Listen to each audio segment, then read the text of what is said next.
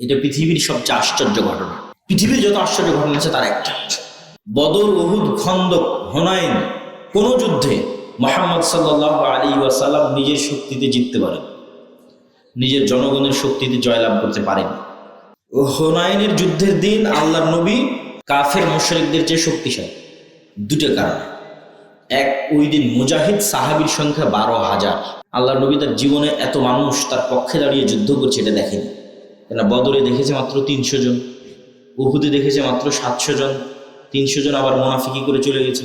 খন্দকে তো আরো করুণ অবস্থা, সেখানে 12,000 সাহাবীরাও কোনোদিন দেখেনি যে তাদের পক্ষে 12,000 মানুষ দাঁড়িয়েছে। এটা একটা।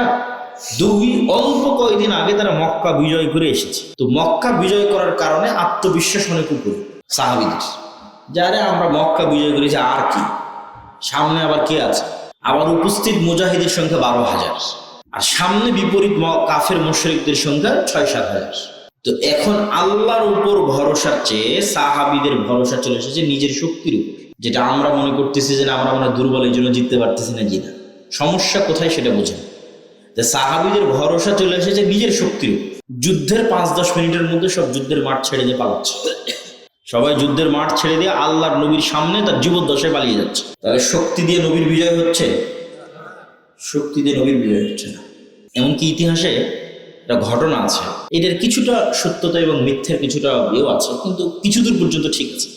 কোরআনেও আল্লাহ বলেছে তাবুত হচ্ছে সাকিনা, কোরআনে এতদূর পর্যন্ত বলা আছে যে তাবুত সাকিনা, কিন্তু আমি যে পর্যন্ত বলতেছি এই পর্যন্ত সরাসরি কোরআনে, কিন্তু এতটুকু আছে।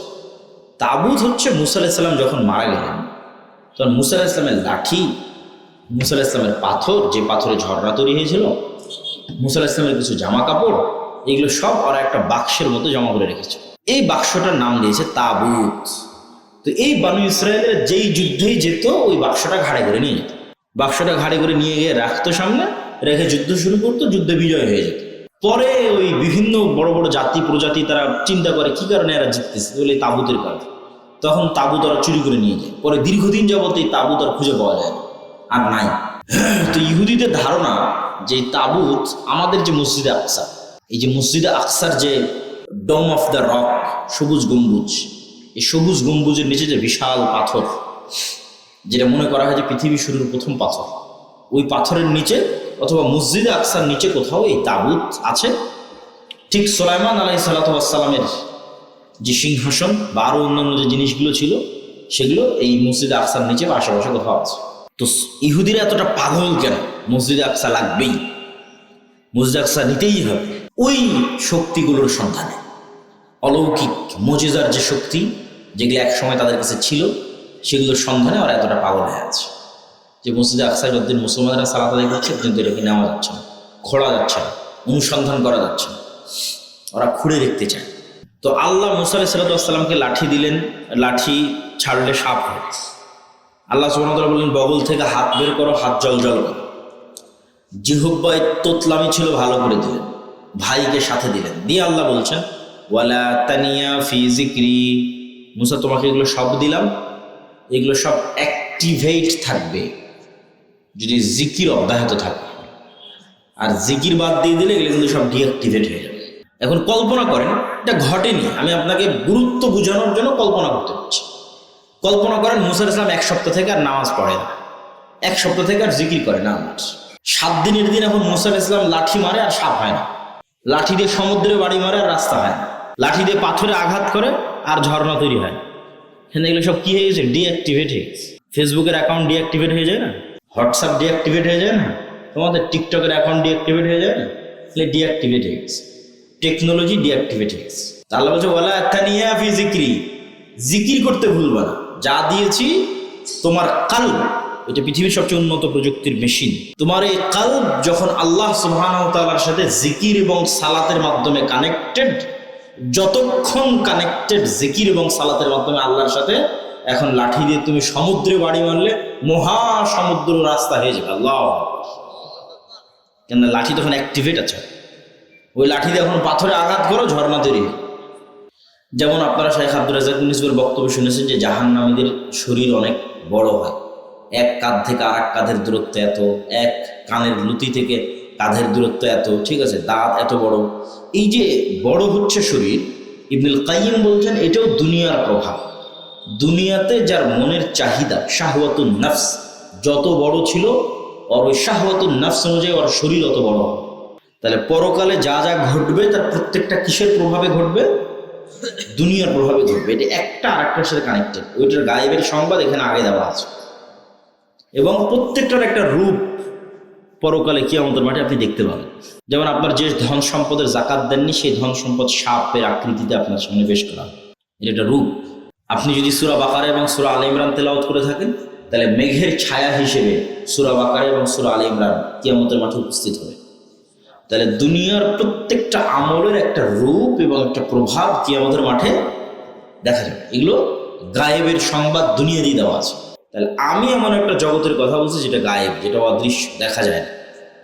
যেই জগতে জিন বসবাস করে, যেই জগতে ফেরেশতারা বসবাস করে এই পৃথিবীতে।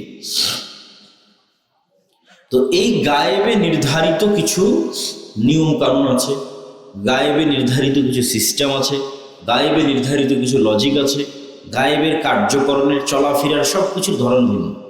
গায়েবে উড়বেন কিভাবে, চলবেন কিভাবে, নামবেন কিভাবে, সবগুলোর সিস্টেম ভিন্ন।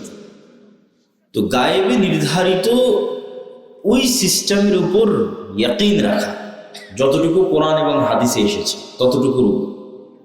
যেমন গায়েবের সাথে দুনিয়ার এই জগতের যে মিলবে না, তার একটা উদাহরণ। যে কিছুক্ষণ আগে বক্তা সাহেব বক্তব্য দিচ্ছিলেন, তো এই যে এখানে 1000 টাকা আছে, এই 1000 টাকা থেকে দুনিয়ার হিসাবে আমি যদি এখন এখান থেকে 500 টাকা ওনার বক্তব্য অনুযায়ী মাদ্রাসায় দিয়ে দিই, তাহলে আমার এখান থেকে 500 টাকা মাইনাস হয়ে যাবে। কিন্তু এটাই সাথে সাথে গায়েবের যে ফর্মুলা আছে, রুলস আছে, ওখানে এটা কিন্তু বাড়া শুরু হয়ে গেছে। ওইটার প্রভাবটা 5 বছর, 10 বছর, 20 বছর পর পাওয়া যাবে। গায়েবের ফর্মুলায় এটা বাড়া শুরু হয়ে গেছে।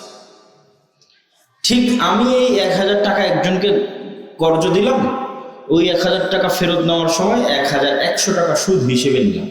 তাহলে দুনিয়ার বাস্তবতার জগতে আমি 100 টাকা বেশি ফেরত পেলাম, কিন্তু গায়েবে সাথে সাথে যখন 100 টাকা বেশি নিয়েছি, তখনই গায়েবের সাথে সাথে ওই টাকা কমা শুরু করেছে। গায়েবের লজিক পূর্ব নির্ধারিত। এইরকম দুনিয়ার প্রতিটা কাজের কার্যকরণের একটা সূত্র গায়েবে নির্ধারণ করা আছে, এটা ঘটবেই। ওইটা ইনস্ট্যান্ট, সাথে সাথে ঘটে, প্রভাব মানুষ অনেক পরে দেখতে পায়। এই জন্য আল্লাহ সুবহানাহু ওয়া তাআলা বলছেন ইয়ামহাকুল্লাহুর রিবা ওয়া ইউরবিস সাদাকাত। এটা গায়েবের নিয়ম, আল্লাহ কোরআনে দিয়ে দিয়েছে যে দেখো, গায়েবে দান করলে বাড়ে আর সুদ নিলে কমে। তো গায়েবে যেটা ঘটে ওটার প্রভাবও দুনিয়াতে দেখা যাবে, একটু সময় লাগবে। কিন্তু দুনিয়াতে বাস্তবে কিন্তু এখন দান করলে কমে যাচ্ছে, সুদ দিলে বাড়তেছে, কিন্তু বাস্তবে এটা বাড়তেছে না বা কমতেছে না। বাস্তবে গায়েবে যেটা ঘটতেছে সেটাই প্রকাশ পাবে, সেটা আল্লাহ কোরআনে বলে দিয়েছে। তো গায়েবের এই সিস্টেমের উপর, এই লজিকের উপর যেভাবে আল্লাহ সুবহানাহু ওয়া তাআলা আমাদের জানিয়েছে, ওইটার উপর ইয়াকিন রাখা। শুধু মনে মনে বললাম না দান করলে বাড়ে, কিন্তু মনের মধ্যে খটখচে কই কমেতে গেল, বাড়ে কই, তাহলে ইয়াকিন হলো? ইয়াকিন হলো না। গায়েবের নির্ধারিত লজিকের উপর, কার্যকরণের সূত্রের উপর, পদ্ধতির উপর ইয়াকিন রাখা, নিশ্চিত বিশ্বাস, যেন আমি চোখে দেখতে পাচ্ছি যে কমে গেল। ক্যালকুলেশনের খাতায় সত্যি সত্যি কমে গেছে সুদ নেওয়ার সময়, আর ক্যালকুলেশনের খাতায় সত্যি সত্যি বেড়ে গেছে দান করার সময়। এটা যেন আমি চোখে দেখতে পাচ্ছি বেড়ে গেল। এই মানের ইয়াকিন যতদিন অর্জন না হবে, ততদিন মুসলমানদের মুক্তি নাই।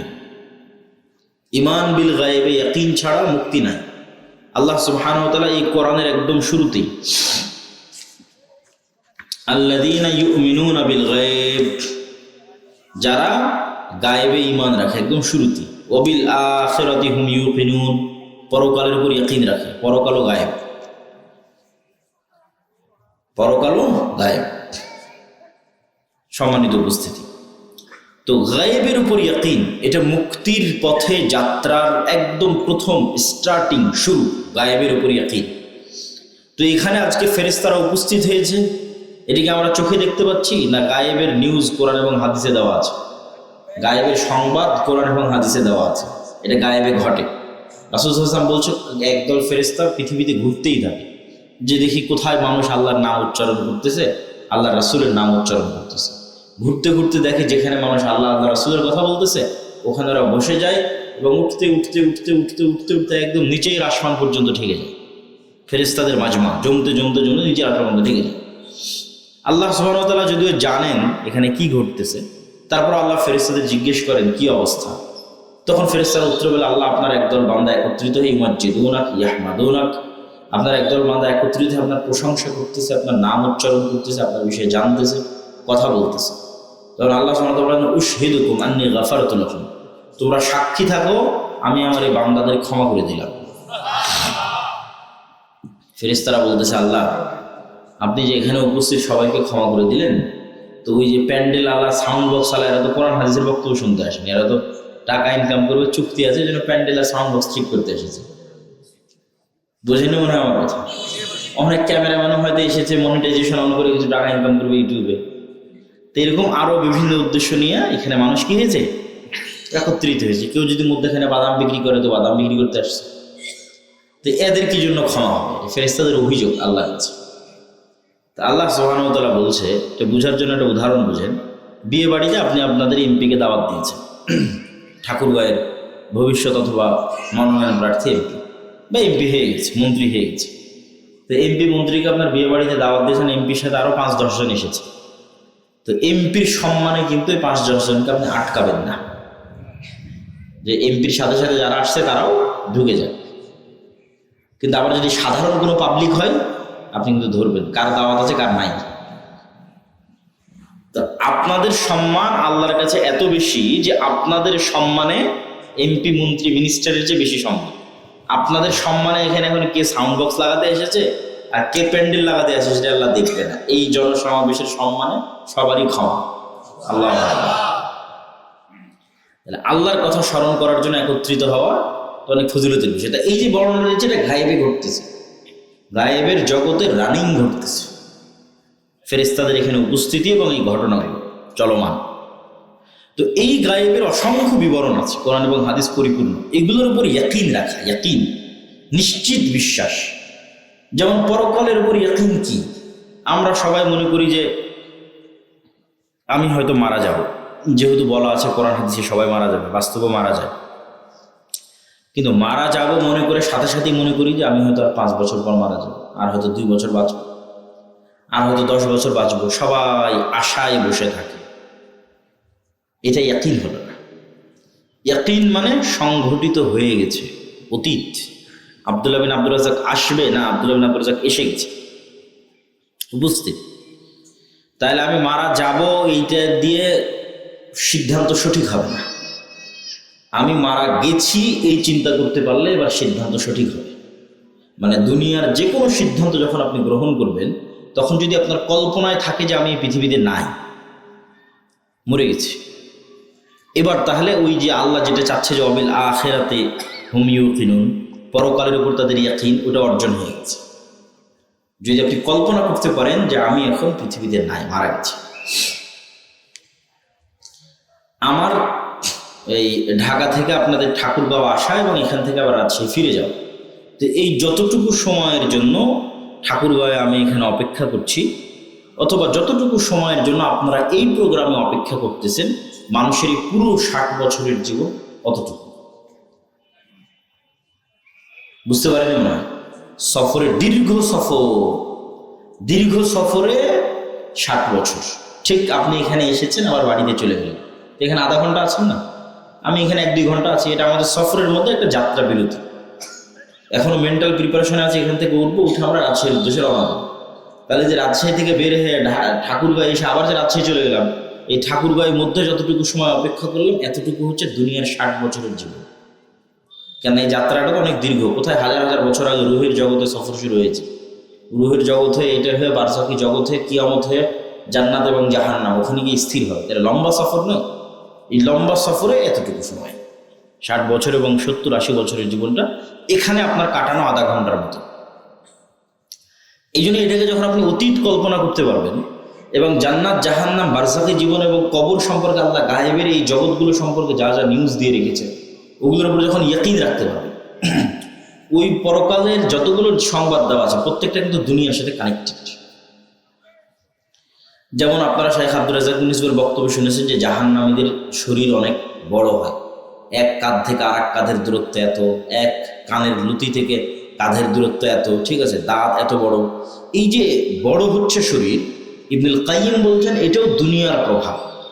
দুনিয়াতে যার মনের চাহিদা শাহওয়াতুন নফস যত বড় ছিল, ওর ওই শাহওয়াতুন নফস অনুযায়ী ওর শরীর অত বড় হবে।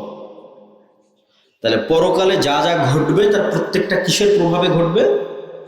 দুনিয়ার প্রভাবে ঘটবে। এটা একটা আরেকটার সাথে কানেক্টেড। ওইটার গায়েবের সংবাদ এখানে আগে দেওয়া আছে, এবং প্রত্যেকটার একটা রূপ পরকালে কিয়ামতের মাঠে আপনি দেখতে পাবেন। যেমন আপনার যে ধন সম্পদের জাকাত দেননি, সেই ধন সম্পদ সাপের আকৃতিতে আপনার সামনে পেশ করা হবে। এটা একটা রূপ। আপনি যদি সূরা বাকারা এবং সূরা আলে ইমরান তেলাওয়াত করে থাকেন, তাহলে মেঘের ছায়া হিসেবে সূরা বাকারা এবং সূরা আলে ইমরান কিয়ামতের মাঠে উপস্থিত হবে। তাহলে দুনিয়ার প্রত্যেকটা আমলের একটা রূপ এবং একটা প্রভাব কিয়ামতের মাঠে দেখা যাবে। এগুলো গায়েবের সংবাদ দুনিয়া দিয়ে দেওয়া আছে, এবং এগুলো দুনিয়ার সাথে কানেক্টেড। কবর, জান্নাত, জাহান্নাম এগুলো দুনিয়ার সাথে কানেক্টেড হিসেবে থাকে, এবং এক জগতে থাকা অবস্থায় আর এক জগতের কিছু আলামত দেওয়া আছে। প্রত্যেক জগতে থাকা অবস্থা, আমরা এখন এই জগতে আছি, এর পরের জগতের নাম হচ্ছে বারজাখি জগৎ, কবরের জগৎ। তাহলে কবরের জগতের কিছু আলামত এই জগতে দেওয়া আছে। সেটা হচ্ছে প্রতিদিন যে আমরা ঘুমাচ্ছি, এটা হচ্ছে এর পরের যে জগতে যাব তার সাথে কানেক্টেড। এতক্ষণ তো বাস্তব জগতে, কিন্তু যখনই ঘুম চলে যাচ্ছে তখনই বারজাখি জগতে চলে যাচ্ছে পরেরটা। এর পরের যেটা পার্মানেন্টলি শুরু হবে, ওটা তো আবার সকালবেলা ঘুম থেকে উঠতেছে, আবার ঘুম চলে যাচ্ছে, আবার ঘুম, যতবার ঘুম যাচ্ছে ততবার বারজাখি জগতে যাচ্ছে, আবার ফেরত আসছে। পরেরটা পার্মানেন্টলি বারজাখি জগৎ। ঠিক এবার যখন কবরে চলে গেলেন, তখন কবরে চলে গিয়ে আল্লাহ সুবহানাহু ওয়া তাআলা রাসূল বলতেছে যে কেউ যদি জান্নাতি হয় তাহলে জান্নাতের ঠান্ডা বাতাস সে পাবে, কেউ যদি জাহান্নামী হয় তাহলে জাহান্নামের গরম আবহাওয়া আসবে। তাহলে পরেরটা কি হচ্ছে আগেরটাতেই বুঝে যাচ্ছে। মানে কবরে থেকেই ও বুঝতে পারতেছে এর পরে কি হবে, এখনো শুরু হয়নি, কিন্তু ঠান্ডা বাতাসেই বুঝতে পারতেছে এর পরেরটা জান্নাত এরকম হতে পারে, ধারণা করা যাচ্ছে। যেমন এখানে বসে থেকে ধারণা করা যাচ্ছে ঘুমের জগৎটা কেমন, ওইটাই তো বারজাখি জগৎ। তাহলে এবার যখন বারজাখি জগতে চলে গেছে, ওখানে বসে থেকে ধারণা করা যাচ্ছে জান্নাত কেমন হতে পারে, জাহান্নাম কেমন হতে পারে, কেন জাহান্নামের গরম বাতাস কবরে তো আসতেছে। তাহলে এক জগতে থাকা অবস্থায় পরের জগতের চিহ্ন। এই জন্য ঘুমানোর সময় রাসূলুল্লাহ সাল্লাল্লাহু আলাইহি ওয়াসাল্লাম দোয়া শিখিয়ে দিলেন যে আল্লাহুম্মা বিইসমিকা আমুতু, হে আল্লাহ আপনার নামে ঘুমাচ্ছি না, আপনার নামে মৃত্যুবরণ করতেছি। ওয়া আহইয়া, এবং আপনার নামে সকালবেলা আবার মরা থেকে বেঁচে উঠব। এবং পরের দিন ঘুম থেকে উঠার যে দোয়া, ওখানেও একই জিনিস দেওয়া আছে, আহইয়ানা বা'দামা আমাতানা, হে আল্লাহ মরে গেছিলাম রাতের বেলা, সকালে জিন্দা হয়ে উঠলাম, এই জন্য তোমার শুকরিয়া আদায় করি। এটা বলা নাই যে আল্লাহ ঘুমিয়ে গেছিলাম, ঘুম থেকে ঘুম ভাঙলো না, মারা গেছিলাম, ওটা মৃত্যু। মৃত্যু এরকমই। এবং যদি ঘুমের মধ্যে মারা যায় তাহলে তো ওটাই মৃত্যু পার্মানেন্টলি। কেন ঘুম চলে গেলে রূহ কবজ করে নেয়। আল্লাহ কোরআনের আয়াতে বলছে যে ঘুম চলে গেলে এমনভাবে রূহ কবজ করা হয় যে রুহের সাথে শরীরের একটা কানেকশন হয়, কিন্তু রূহ কবজ করা হয়ে গেছে। কেন রুহের মূল কাজটাই হচ্ছে দেখা, শোনা, চিন্তা করা। এই কাজগুলো ঘুমের সময় বন্ধ হয়ে যায়। এই জন্য ঘুমের সময় মানুষ পরের জগতে, মানে স্বপ্ন দেখা, ভিন্ন জগতের সাথে কানেকশন, এগুলো সব স্বপ্নের মধ্যে হয়। কেন তখন রূহ উড়ে বেড়াতে পারে, চলতে পারে, আর নাই, এই শরীরের মধ্যে নাই, একটা কানেকশন রক্ষা করে বের হয়ে গেছে। কিন্তু যখনই মারা যাবে তখন ওই কানেকশনটাও কি হয়ে যাবে, শেষ হয়ে যাবে। যদি আল্লাহ কাউকে পার্মানেন্টলি ঘুমের মধ্যেই নিয়ে নিতে চায় তাহলে ওই কানেকশনটাও শেষ। তো আমরা এটা বলতেছি যে এই জিনিসগুলো গায়েবের লজিক, সূত্র, কার্যকরণের পদ্ধতি কোরআন এবং হাদিসে রাসূল সাল্লাল্লাহু আলাইহি ওয়াসাল্লাম বলে দিয়ে গেছে। এগুলোর উপর যখন ইয়াকিন, যেন আপনি চোখে দেখতে পাচ্ছেন, যেন হচ্ছে, যেন হয়ে গেছে, তাহলে আপনি দুনিয়াতে প্রত্যেক সিদ্ধান্ত গ্রহণে আপনি ভুল করবেন না। এখন দুনিয়ার সিদ্ধান্ত গ্রহণে আমরা সকাল সন্ধ্যা ভুল করি। কি ভুল করি? আমরা সবসময় দেখি কোনটাতে দুনিয়ার লাভ, আর যখন গায়েবের উপর ইয়াকিন থাকবে তখন আপনি দেখবেন কোনটাতে পরকালের লাভ। তাহলেই তো ভুল সিদ্ধান্ত অফ হয়ে গেল। পরকালের লাভ দেখে যখন সিদ্ধান্ত নেবেন তখনই রাইট ট্র্যাকে আছে, সিরাতে মুস্তাকিমে আছে। এটার জন্যই লাগবে ঈমান বিল গায়বে ইয়াকিন। পয়েন্ট নাম্বার 2, আল্লাহর সহযোগিতা ছাড়া মুসলমানদের বিজয় হয় না, হবে না, অতীতেও হয়নি। তথা দুনিয়ার শক্তিতে পাওয়ারফুল হলেই ইসলামের বিজয় হবে, এটা মিথ্যা কথা। যেমন অনেকেই মনে করে এখনকার মুসলমানেরা দুর্বল, এই জন্য মুসলমানেরা জিততে পারতেছে না, এটা ভুয়া কথা। এখনকার মুসলমানেরা মুহাম্মদ সাল্লাল্লাহু আলাইহি ওয়াসাল্লামের যুগে মুহাম্মদ সাল্লাল্লাহু আলাইহি ওয়াসাল্লাম মক্কার কাফের মুশরিকদের তুলনায় যা দুর্বল ছিল, এখনকার মুসলমানেরা তার চেয়ে শক্তিশালী। এবং মূসা আলাইহিস সালাতু ওয়াস সালাম ফেরাউনের তুলনায় যা দুর্বল ছিল, এখনকার গাজার মুসলমানেরা ইসরায়েলের তুলনায় তার চেয়ে শক্তিশালী। তাহলে মুসলমানেরা দুনিয়ার দিক থেকে দুর্বল, এটা অতীতের নবীদের সাথে মাপলে, অতীতের ইতিহাসের সাথে মাপলে মিলে না। মুসলমানেরা শক্তিশালী, কিন্তু বিজয় হয় না কেন? আসলে শক্তি দিয়ে তো বিজয়ই হয় না, এই জন্য হয় না। বিজয় হতে কি লাগে? কি বললাম? কি লাগে? আরো জোরে বলেন, কি লাগে? আল্লাহর সাহায্য। এখন তাহলে আমাদের সাথে কার সাহায্য নাই? আল্লাহর সাহায্য। আল্লাহর সাহায্য পাওয়ার ক্রাইটেরিয়া আমরা ফিল আপ করতে পারতেছি। শূন্য স্থান পূরণ, ফাংশন ইউজ করা, গায়েবের লজিক সূত্র, গায়েবের সূত্রে যে আল্লাহর সাহায্য আসবে, এটার যে একটা সিস্টেম তৈরি করা আছে, ওই ফাংশনগুলো আমরা ব্যবহার করতেছি না, ফাংশনগুলো ফিল আপ করতেছি না, ফলত এখানে আল্লাহর সাহায্য আসতেছে না, আসবে না। ওগুলো কি? ওই যে নবীদের জীবনী পড়লেই দেখা যাবে সেগুলো কি। কেন নবীদের বিজয় কার সাহায্য ছাড়া হয়নি? আল্লাহর সাহায্য ছাড়া হয়নি।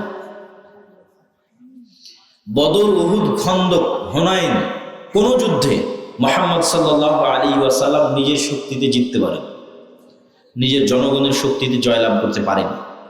ওনাকে শেষ পর্যন্ত কার সাহায্য নিতে হয়েছে? আল্লাহর সাথে। আল্লাহ নিজেও বলছেন, ফাস্তাজাবা লাকুম রাব্বুকুম আন্নী মুমিদ্দুকুম বিআলফিন মিনাল মালাইকাতি মুরদিফিন।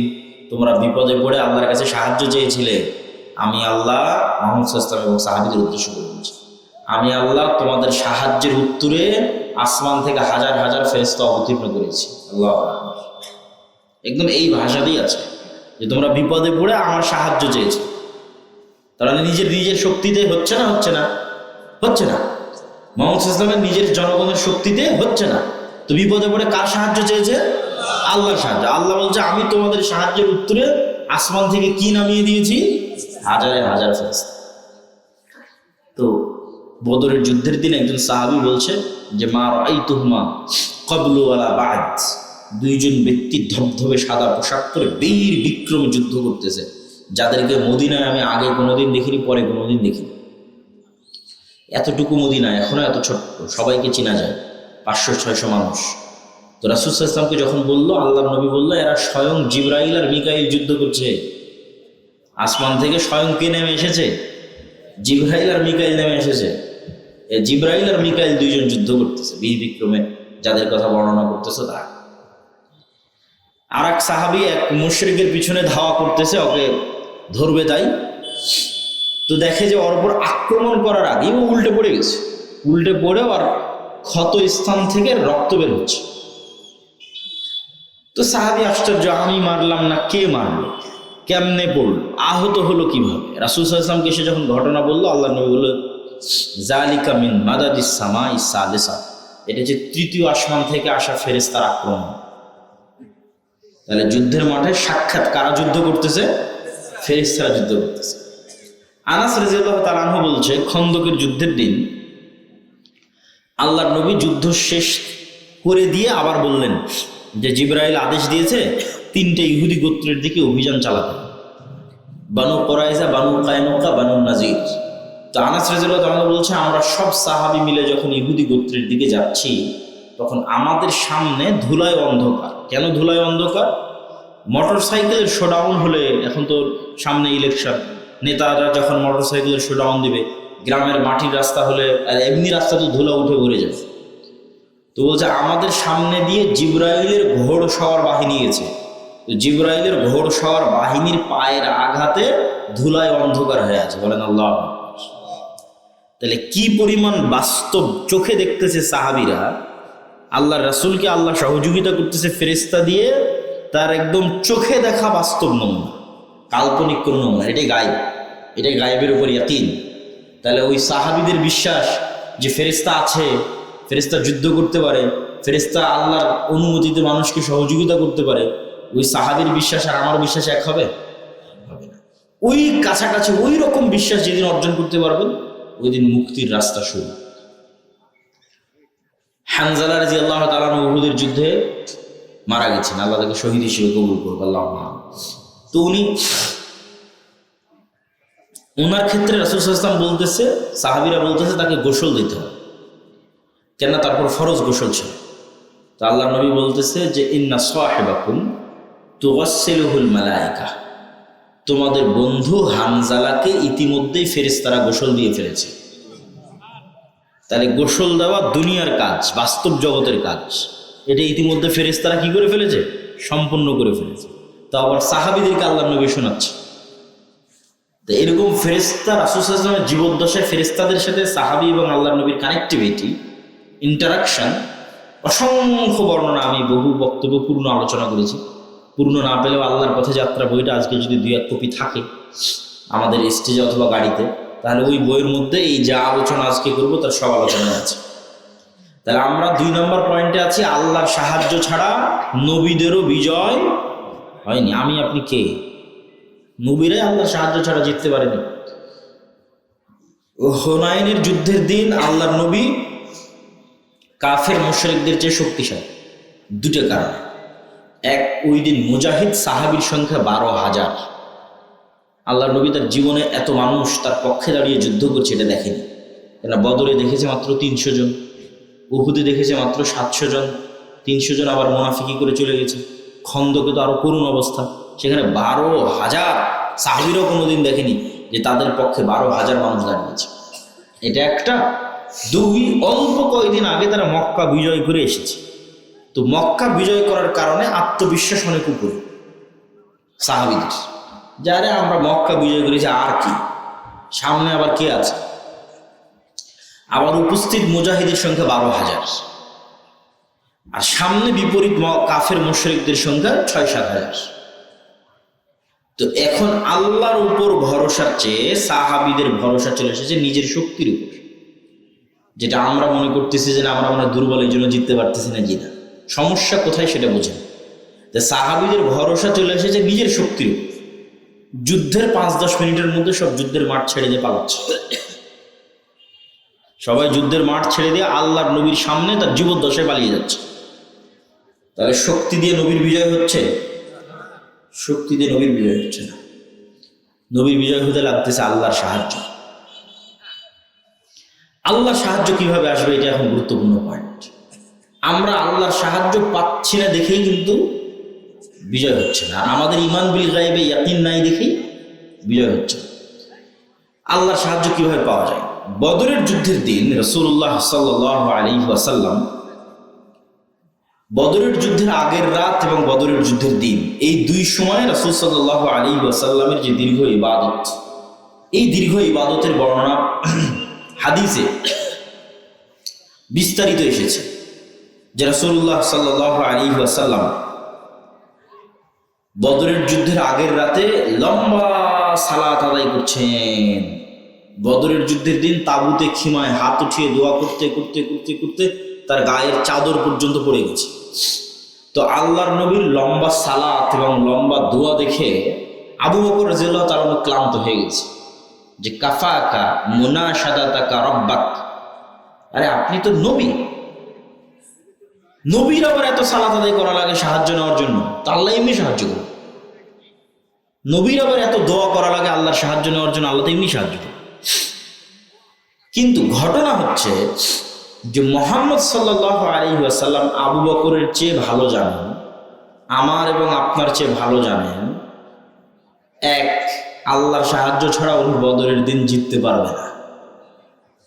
খুব ভালো করে জানেন যে কার সাহায্য ছাড়া জিততে পারবে না। 2, এটাও উনি খুব ভালো করে জানেন যে আল্লাহর সাহায্য আসমান থেকে দুনিয়াতে নামিয়ে আনতে হলে, টেনে নামাতে হলে আমি মুহাম্মদ আমাকে রাতের সালাতে দাঁড়াতে হবে। খুব ভালো করে জানেন। ফাতাহাজ্জাত বিহি নাফিলাতান লাক আসা আন ইয়াবআসাকা রাব্বুকা মাকামান মাহমুদা। খুব ভালো করে জানেন উনি রাতের সালাতে আমাকে দাঁড়াতে হবে।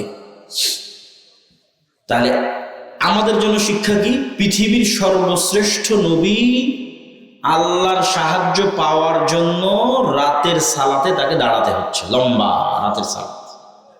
আর আমরা মুসলমানেরা 5 ওয়াক্ত সালাত আদায় না করেই শুধু তাকবীর দিয়ে, সম্মেলন করে, মিছিল মিটিং করে আর ভোট দিয়ে ইসলামকে বিজয় করে ফেলব, হবে না।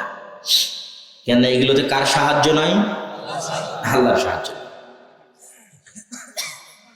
আল্লাহর সাহায্য নিশ্চিত করতে হবে। আল্লাহর সাহায্য ছাড়া নবীদের হয় না, আমার আপনার হবে না। তাহলে আল্লাহর সাহায্য নিশ্চিত করার একটা রাস্তা পাওয়া গেল যে কেমনে আল্লাহর সাহায্য আসে। তার 1 নম্বর হচ্ছে সালাত। 1 নম্বর কি? সালাত। যে 5 ওয়াক্ত সালাতে নাই, ওই আল্লাহর গণনার মধ্যেই নাই, কাউন্টের মধ্যেই নাই, গন্তির মধ্যেই নাই। আর যে 5 ওয়াক্ত সালাতে আছে অন্তত গণনার মধ্যে এসেছে। গণনার মধ্যে থাকা অবস্থায় এখন ও যদি রাতে সালাত উঠে আল্লাহ সালাত আদায় করে আল্লাহর কাছে কোনো সাহায্য চায়, আল্লাহ তাকে সাহায্য করবে, ইনশাআল্লাহ করবে। আল্লাহর সাহায্য ছাড়া কিছু হবে না। তো আপনাদের বুঝার সুবিধার্থে, ইয়াং জেনারেশনের বুঝার সুবিধার্থে বলি যে সালাত আল্লাহর সাহায্য পাওয়ার একটা টেকনোলজি। তাহলে বললে তুমি বুঝতে পারবা যে এই টেকনোলজি কিভাবে কাজ করে, তোমাকে বুঝায়। আসলে ওইভাবে করে সেটা বলতেছে না, বুঝার সুবিধার্থে, যাতে বুঝতে পারো যে না, এটা আল্লাহ সুবহানাহু ওয়া তাআলার সাহায্য পাওয়ার ইনস্ট্যান্ট মাধ্যম, ইমিডিয়েট মাধ্যম। তো এই টেকনোলজি কেমন? যেমন ধরো এই যে মোবাইলটা লক হয়ে আছে, এই মোবাইলের লক খোলার জন্য আমি ফিঙ্গারপ্রিন্ট দিলে মোবাইল অন হচ্ছে, অথবা যদি ফেস ভেরিফিকেশন দেওয়া থাকে ডানে বামে, তাহলে ফেস ভেরিফিকেশন করলে মোবাইল অন হবে, অথবা পাসওয়ার্ড দেওয়া থাকলে পাসওয়ার্ড চাপলে অন হবে। এখন মনে করো আমরা একটা দরজার সামনে দাঁড়িয়ে আছি, এই দরজাটা খুব উন্নত প্রযুক্তির দরজা, খুব উন্নত প্রযুক্তির লক লাগানো আছে। যেমন অনেক অফিস আদালতে যাবা, দেখবা কার্ড পাঞ্চ না করলে দরজা খুলবে না, ফিঙ্গার না দিলে দরজা খুলবে না। আমাদের আগের যুগের দরজায় লক লাগতো সিটকালি দিয়ে বা দিয়ে, আর এখন দরজায় লক হয়ে গেছে পাসওয়ার্ড, ফিঙ্গারপ্রিন্ট, কার্ড। তাহলে এইরকমই এর চাইতে অনেক উন্নত প্রযুক্তির একটা দরজা, যেই দরজায় লক ওপেন করতে হলে 3 ধরনের কঠিন পাসওয়ার্ড আছে। 3 স্টাইলের এই পাসওয়ার্ড মিললে ওই দরজা লক হয়। এটা আমি উদাহরণ হিসেবে বলতেছি বোঝানোর জন্য। একটা হচ্ছে ওই দরজাটা নির্ধারিত সময়ই ওপেন হয়, ওই নির্ধারিত সময়ের বাইরে কি হয় না, ওপেন হয় না। তাহলে ওই নির্ধারিত সময়ে ওই দরজার সামনে আসতে হয়। নির্ধারিত সময়ে দরজার সামনে আসলাম, আসার পরে যেমন ফেস ভেরিফিকেশনে আমার চেহারা ধরে রেখেছে আমার মোবাইল, ওই রকম ওই দরজার মধ্যে কিছু চিত্র, কিছু পিকচার আপলোড দেওয়া আছে, ইনস্টল দেওয়া আছে, যে দরজার সামনে আসবে ও যদি এই পিকচার কপি করতে পারে তাহলে দরজা খুলবে। শুধু পিকচারে দরজা খুলবে না, ওই প্রত্যেকটা পিকচারের সাথে কানেক্টেড একটা সাউন্ড দেওয়া আছে। ওই পিকচার দেওয়া অবস্থায় ওই আওয়াজটাই বের করতে হবে। এত উন্নত প্রযুক্তির দরজা। এই সাধারণ প্রযুক্তির দরজা না হলে ফিঙ্গার দিলে আমার খুলে গেল না।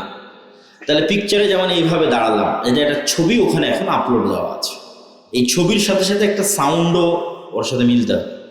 আলহামদুলিল্লাহ রাব্বিল আলামিন, ছবি আর সাউন্ড মিলতেছে। রুকুতে চলে গেলাম, রুকুর পিকচার ওখানে আছে, রুকুর পিকচারের সাথে ওখানকার পিকচার মিলতেছে। এখন রুকুর যে সাউন্ড সুবহান রাব্বিল আযীম, ওই সাউন্ডের সাথে মিলতেছে। তাহলে নির্ধারিত সময়ে নির্ধারিত পিকচারে এবং নির্ধারিত আওয়াজে যখন মিলে গেছে তখন দরজাটা খুলে গেছে। তো আমি যেটা বুঝালাম, সালাত এর চেয়েও উন্নত প্রযুক্তির টেকনোলজি, যেটার সাথে সাথে আল্লাহর যে সাহায্যের দরজা আছে দরজাকে উন্মুক্ত করে দেয়। বলেন আল্লাহ। সাথে সাথে এই জন্য সূর্যগ্রহণ আল্লাহ নবী তাড়াহুড়ো করে সালাত শুরু করে দেয়, মানে এটা ডাইরেক্ট আনলক হয়। যেটা আল্লাহর সাহায্যের দরজা, ওটা সাথে সাথে কি হয়ে যায়, ওপেন হয়ে খুলে যায়। বৃষ্টির দরকার, সালাত আদায় করে। এই জন্য যুদ্ধের মাঠেও সালাত দেওয়া আছে। যুদ্ধের মাঠে তো যুদ্ধের লজিক অনুযায়ী, দুনিয়ার সিস্টেম অনুযায়ী সবাই মিলে যুদ্ধ করলে ভালো, কিন্তু ওই যে গায়েবের নির্ধারিত লজিক ভিন্ন, গায়েবের কার্যকরণের সূত্র ভিন্ন। গায়েবের কার্যকরণের সূত্র হচ্ছে তুমি আল্লাহর সাহায্য না পেলে ইসলাম এবং মুসলমানদের নামে জিততে পারবে, আর আল্লাহর সাহায্য পেতে হলে শুধু দুনিয়ার উপর ভরসা করে লাভ নেই। তোমাকে আল্লাহ যে টেকনোলজি দিয়েছে ওটা ইউজ করতে হবে, সেটা হচ্ছে সালাত। তাহলে এখন যুদ্ধের মাঠেও জিতার জন্যই তোমাকে কি করতে হবে? সালাত করতে হবে, কিছু করার নেই। তাহলে অর্ধেক যুদ্ধ করো, অর্ধেক সালাত আদায় করো, এটার নাম সালাতুল খাউফ। কেন? তোমাদের বিজয় ওখান থেকেই হবে, আসমান থেকে নামবে। ইসলাম এবং মুসলমানদের বিজয় আসমান থেকে অবতীর্ণ হবে, আল্লাহর সাহায্য। তাহলে আল্লাহর সাহায্য পাওয়ার একটা সর্বশ্রেষ্ঠ এবং সর্বোচ্চ প্রযুক্তির টেকনোলজি কি? সালাত। আমি আরো বেশি করে বলতে চাই না, কিন্তু তারপর ইবনুল কাইয়িম রাহিমাহুল্লাহ বলেছে দেখে একটু সাহস করি। মানুষ যখন সিজদার দিকে তাকিয়ে থাকে, তো হাদিসে এসেছে আল্লাহ সুবহানাহু ওয়া তাআলাও ততক্ষণ বান্দার সাথে কানেক্টেড থাকে। তাহলে আগে সালাত আদায় করতে হবে, সালাত দিয়ে শুরু, সালাত দিয়ে আল্লাহর সাথে যোগাযোগ তৈরি হয়। পয়েন্ট নাম্বার 2, আর একটা সর্বোচ্চ প্রযুক্তির টেকনোলজি আছে যেটা আল্লাহর সাহায্য পৃথিবীতে নামাতে পারে, সেটা হচ্ছে জিকির। আরো ভালো করে বললে সকাল সন্ধ্যের জিকির। তো জিকির কেন পাওয়ারফুল? জিকির পাওয়ারফুল এটা বুঝতে হলে তোমাকে বুঝতে হবে সাউন্ড টেকনোলজি পৃথিবীর সর্বোন্নত প্রযুক্তির টেকনোলজি। সাউন্ড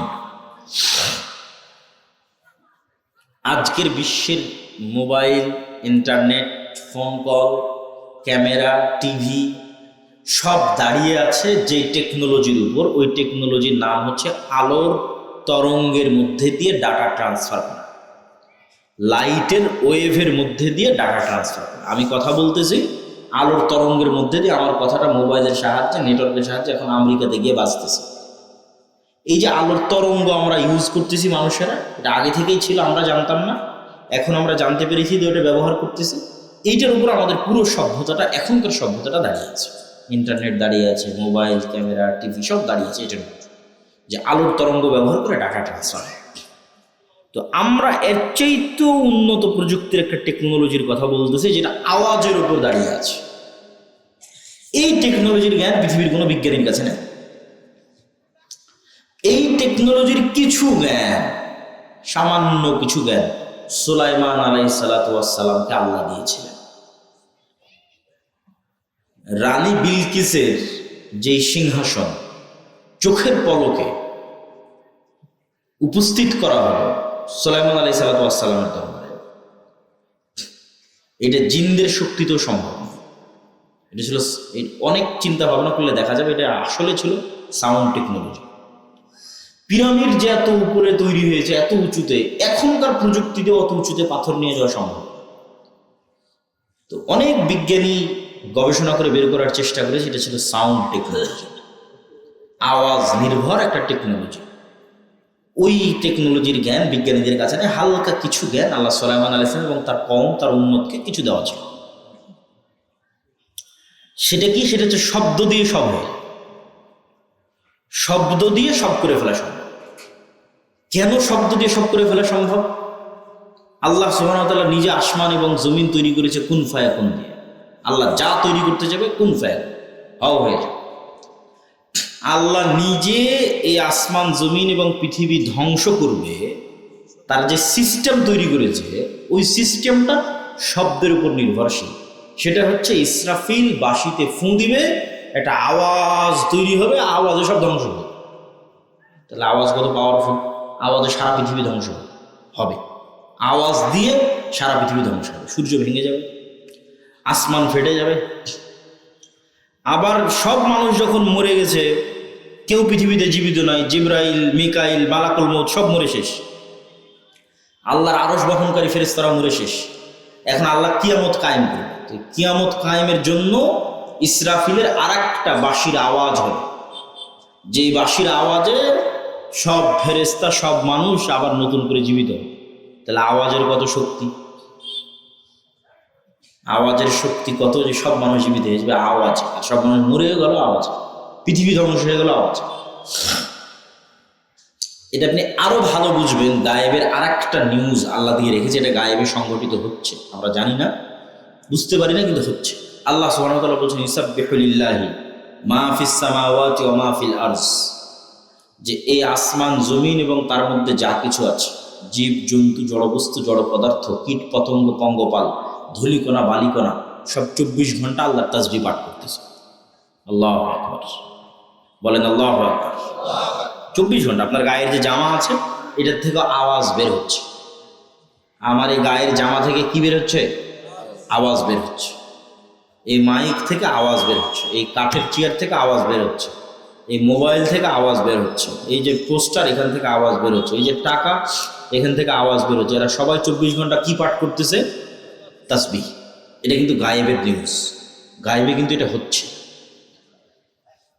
তো ওই পিঁপড়া যে চলতেছে, পিঁপড়ার চলার আওয়াজ আপনি পান। এখন আশেপাশে যদি কোথাও পিঁপড়া হাঁটে আমি কি বুঝতে পারবো? সম্ভব নয় বুঝি, কেন আমি তো আওয়াজ পাচ্ছি না।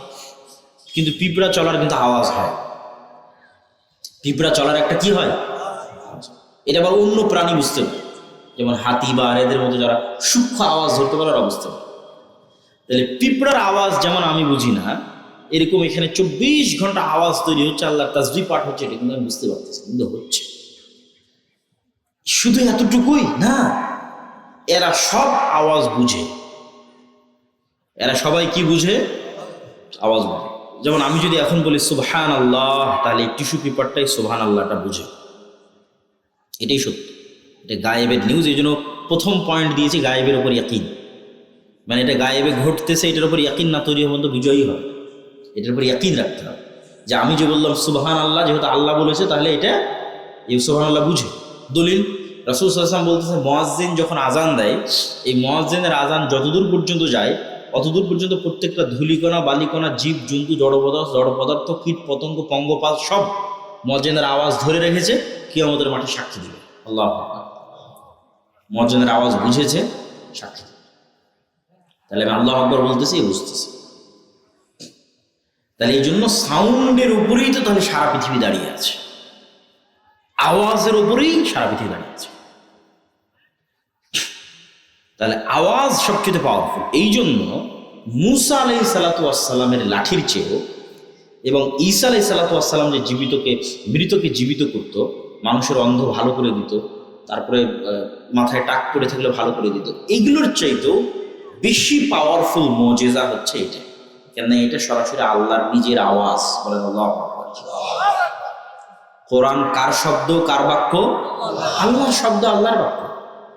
আল্লাহ সুবহানাহু ওয়া তাআলার কাছ থেকে জিবরাইল আলাইহিস সালাতু ওয়াস সালাম, জিবরাইল আলাইহিস সালাতু ওয়াস সালামের কাছ থেকে মুহাম্মদ সাল্লাল্লাহু আলাইহি ওয়াসাল্লাম, মুহাম্মদ সাল্লাল্লাহু আলাইহি ওয়াসাল্লাম সাহাবীরা, হ্যাঁ আমরা, এই তো সরাসরি আল্লাহর আওয়াজ আমরা উচ্চারণ করতেছি। আল্লাহু আকবার। এই জন্য শ্রেষ্ঠতম জিকির এটা। জিকিরের জগতে যত জিকির আছে তার মধ্যে সর্বশ্রেষ্ঠ জিকির কি? কোরআন। কেন? এটা কার কথা? আল্লাহর কথা। তাহলে মুসলমানদের কাছে কত পাওয়ারফুল জিনিস আছে এবার বুঝো। মুসলমানরা যদি বলে যে না আমরা জিততে পারতেছি না, তাহলে এটা অন্য কোথাও সমস্যা। আল্লাহর সাহায্য নিশ্চিত হচ্ছে না, এই জন্য বিজয় হচ্ছে না। ইমান বিল গায়বে ইয়াকিন নাই, এই জন্য বিজয় হচ্ছে না। সবাই বস্তুবাদী হয়ে গেছে, দুনিয়ামুখী হয়ে গেছে। সবাই আর 5টা বছর বাঁচতে চায়, কারো পরকালের উপর ইয়াকিন নাই। ঠিক আছে?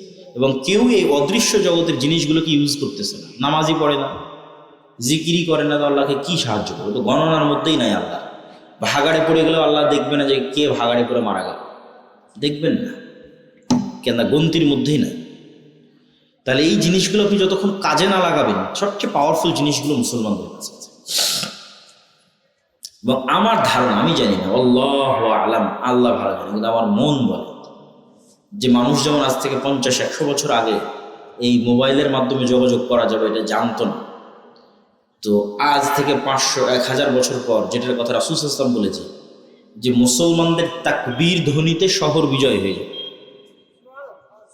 শুধু তাকবীর, আওয়াজ, জিকির, পাওয়ার, এর ক্ষমতা। কেন? ওই দেওয়ালটা এই তাকবীর বোঝে। আল্লাহু আকবার, এই তাকবীরটা দেওয়াল বোঝে, এলাকা বোঝে। তো এরকম এক যুগ চলে আসবে যখন মুসলমানদের জিকির, তাকবীর, সুবহানাল্লাহ, আলহামদুলিল্লাহ, আল্লাহু আকবারই যুদ্ধ বিজয় হয়ে যাবে। রাসূল সাল্লাল্লাহু আলাইহি ওয়াসাল্লাম হাদিসেও বলেছে। তাহলে জিকির খুবই পাওয়ারফুল। আমরা কিন্তু সালাতের মধ্যে বেশিরভাগ 90% জিকির করি। সালাতের মধ্যে 90% জিকির করি। আপনাকে আমি দেখাই, তাহলে বুঝবেন।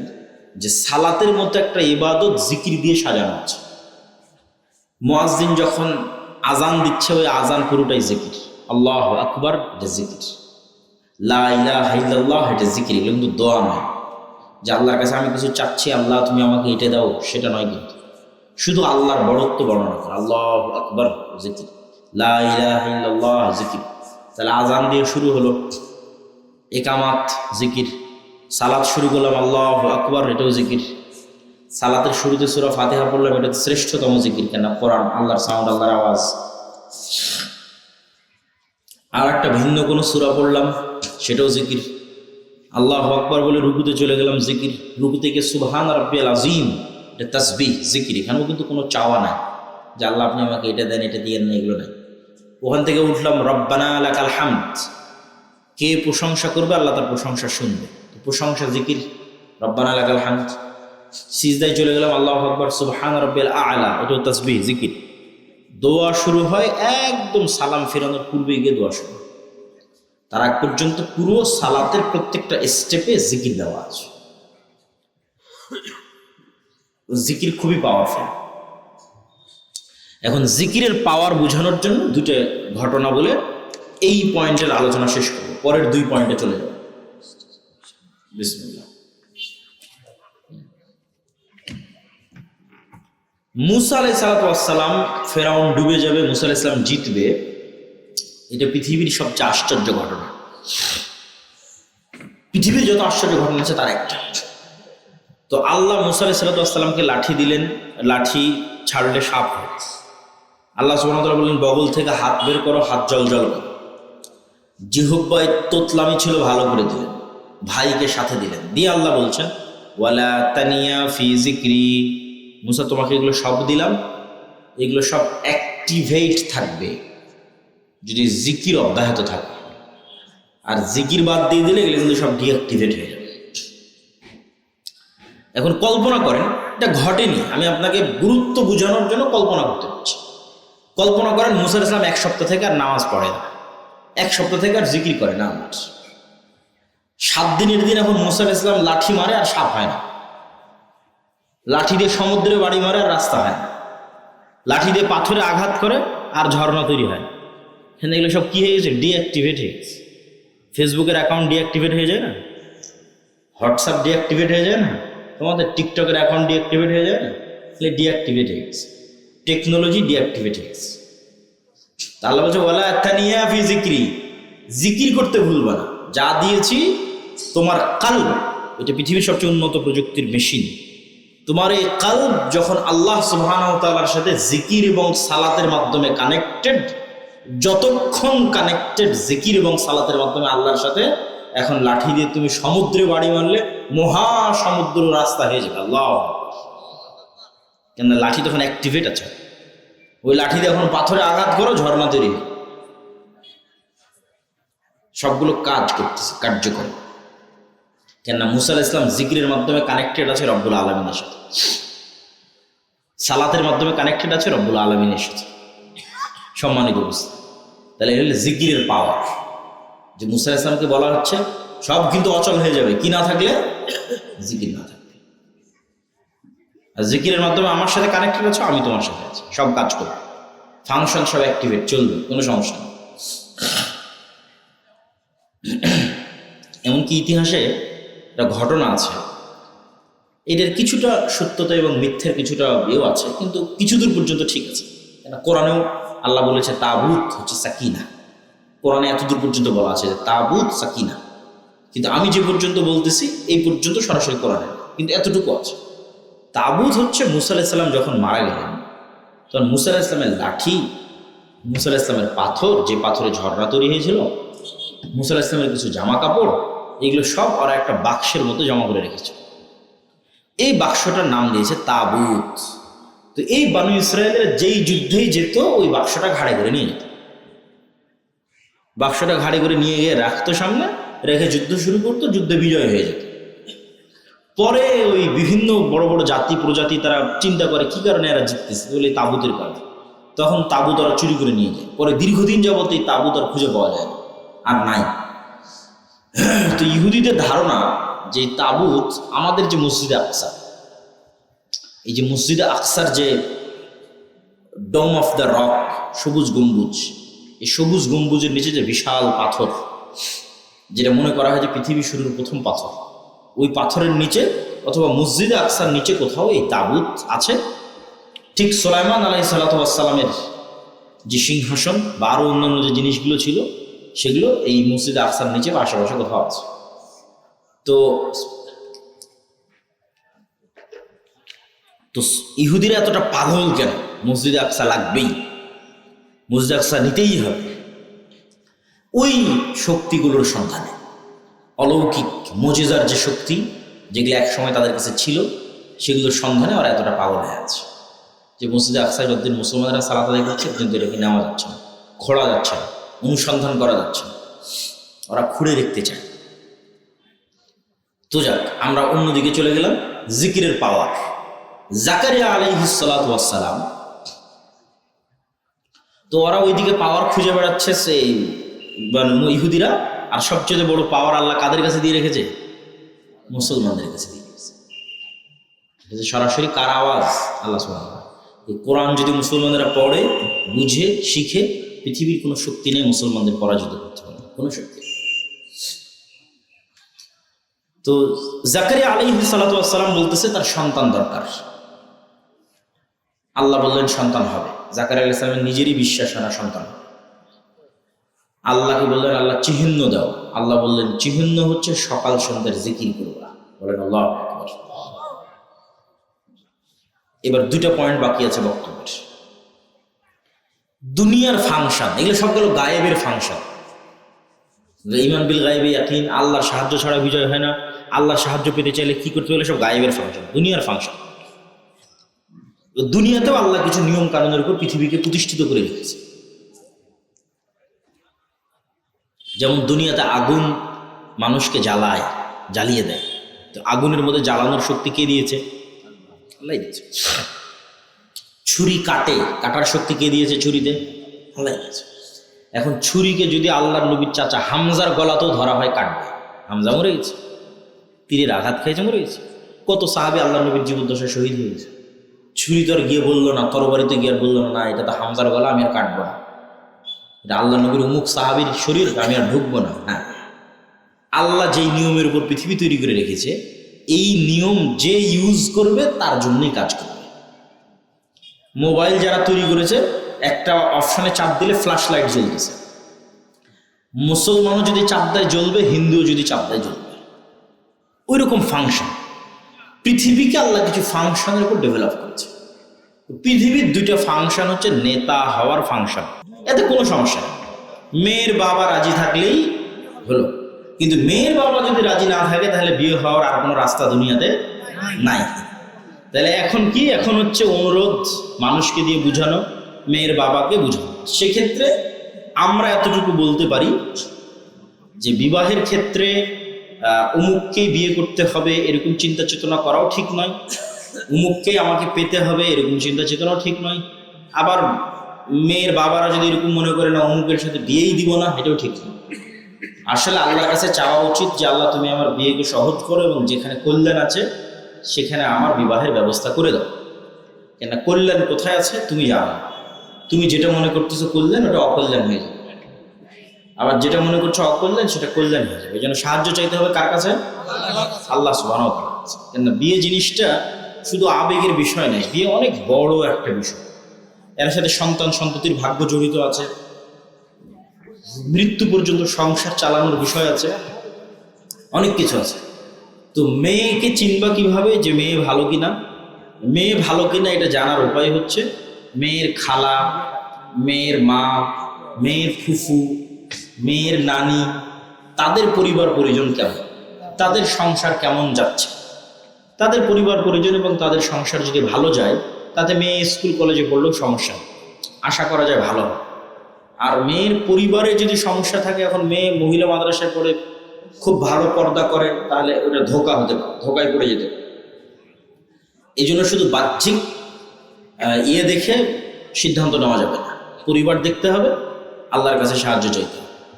আর ছেলে ভালো কোনটা এটা কেমনে বুঝবেন? যদি শুধু ছেলের টাকা আর সরকারি চাকরি দেখেন তাহলেই যে ভালো হবে এটা কিন্তু নয়। ঠিক আছে, অনেক টাকা সরকারি চাকরি, সেখানে গিয়েও আপনার মেয়ে অশান্তিতে থাকতে হবে। তাহলে দেখতে হবে কি ছেলের পার্সোনালিটি, ব্যক্তিত্ব, দায়িত্ব নেওয়ার মানসিকতা আছে, দায়িত্ব পালনের চিন্তা চেতনা আছে। এবং যুবককেও চিন্তা করতে হবে সে দায়িত্বশীল কিনা। খালি বললাম বিয়ে করে নিব, পড়ে না, টাকা পয়সা ইনকাম করে না, জ্ঞান অর্জন করে না, তাহলে কি হবে? ও শুধু আর একজনের জন্য বোঝা, তার স্ত্রীর হক দিতে পারবে না, তার জন্য বোঝা, নিজের সমাজের জন্য বোঝা। তাহলে একটা মানুষের হক পালন করতে চাইলে ওটার যোগ্য হতে হবে। তো যোগ্যতা নির্ভর করতেছে ব্যক্তিত্বের উপর, পার্সোনালিটির উপর, যে সে দায়িত্ব নিতে চায় কিনা, না দায়িত্ব নিতে চায় না, দায়িত্ব নিতে পারদর্শী কিনা। পুরুষ সবসময় দায়িত্বশীল হতে হবে। আমরা বৈঠক শেষে দোয়া করি সুবহানাকা, বলো আমার সাথে, সুবহানাকা আল্লাহুম্মা ওয়া বিহামদিকা আশহাদু আল্লা ইলাহা ইল্লা আনতা আস্তাগফিরুকা ওয়া আতুবু ইলাইক। আসসালামু আলাইকুম। আসসালামু আলাইকুম। এটা কি দ্বিতীয় পার্ট আসছে কি ফাতোয়া সিরিজটা? প্রথম পার্টিতে এখন বের হলো, প্রথম পার্টটা বের হয়েছে 1 মাস। মাশাআল্লাহ। স্যার কথা বলতে চাইছি। বলেন। থামো। মসজিদের নতুন করে মক্তব চালু হয়েছে তো, জি। মানে রকমের যা বই আছে সবই নেওয়া হয়েছে। কিন্তু ট্রেনিং নেওয়া হয়েছে কি? না না, এটার জন্য আমি আমার ও- ভাই আছে তো, ওই অফিসে যোগাযোগ করতে হবে, নাম্বার নাও, নাম্বার দিচ্ছি 01407। ভাই আসসালামু আলাইকুম। আসসালাম। ভাইয়া সিজদায় কি লা ইলাহা ইল্লাল্লাহ বলা যাবে? সিজদায়, সিজদায় রাসূল সাল্লাল্লাহু আলাইহি ওয়াসাল্লাম যেগুলো বলেছে সেগুলোই বলতে, সুবহানা রাব্বিয়াল আলা, এবং আরো যেগুলো সালাতের বইয়ের মধ্যে যে দোয়াগুলো আছে 01407 02 18 14। এই নাম্বারটা তো আছে। এটাই তো মক্তবের নাম্বার। এটাতে ফোন দিয়ে জানতে হবে যে কবে মক্তবের শিক্ষকদের ট্রেনিং হবে, যেই দিন হবে সেই দিন টিচার পাঠিয়ে দিতে হবে। 48 না? লাস্টে কি বললাম? 00218 814। হ্যাঁ, তোমরা কি বললে জানো? না না না, আরেকটা বলেন মিস্টার। এই যে এখানেই আছে ভাই, এখানেই দেওয়া আছে। এই শুরু এই দিকে আছে। এটা আমার দিয়ে দেন, আমি টাকা দিয়ে দিচ্ছি। এটা পিছনে বিক্রি হচ্ছে তো, আপনি পিছন থেকে নিয়ে নেন। এই যোগাযোগ হচ্ছে। আচ্ছা, মক্তবের নাম্বারটা দেয়। দেন এইটা বলো।